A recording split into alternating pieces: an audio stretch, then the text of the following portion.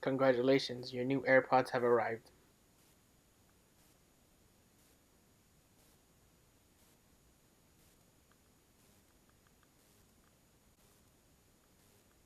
Opening the box, you will notice Apple's manual and setup instructions for your AirPods.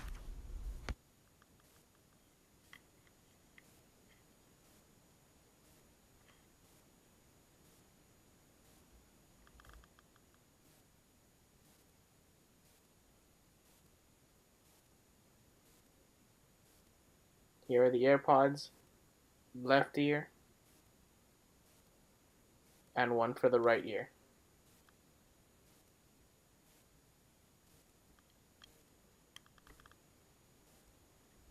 And lastly, you will notice a lightning cable.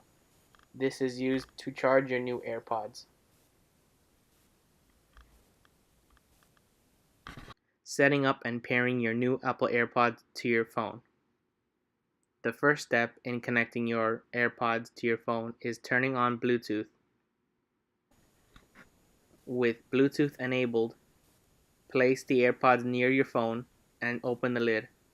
Your AirPods are now connected to your phone.